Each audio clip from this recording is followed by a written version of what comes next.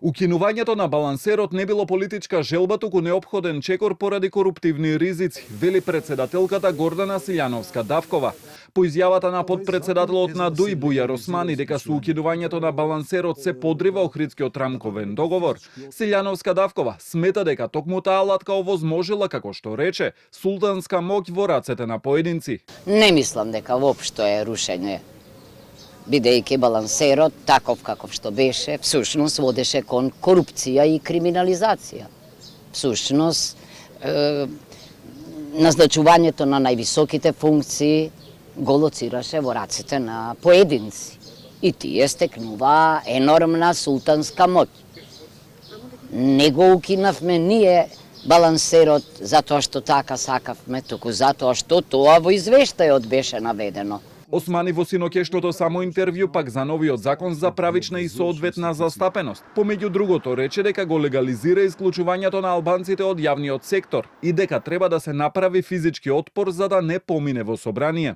Буквално начин на легализирање на исклучувањето. И јас сум рекол, ние тој закон треба да го да дадеме и физички отпор во собрание да не помине. Ако помине, еве кажувам, првото нешто кога ќе се сменат работите ќе биде укинувањето на тој закон. Бидејќи тоа е враќање на тој. За да се донесе тој закон треба баднетерово мнозинство. Тој закон го враќа југословенскиот модел на одлучување во администрацијата, каде под подвезот на некаква си меритокрација или компетентност се исклучува. За премиерот Христијан Мицкоски изјавата на Османи е дел од политичкиот фолклор што ќе следи во периодот. Законот за правична застапеност вели е дел од коалицијскиот договор со Вреди и очекува наскоро да помине во собрание. Заканите на Бујар Османи само покажуваат кои се вистинските намери. Тоа е закон кој што е одобрен од страна на Венецијанската комисија дека ги исполнува сите меѓународни услови. Инаку, за делот од содржината на неговата изјава, јас немам што да кажам, претпоставувам дека тоа е тој фолклор кој што во периодот што следи ќе го слушаме.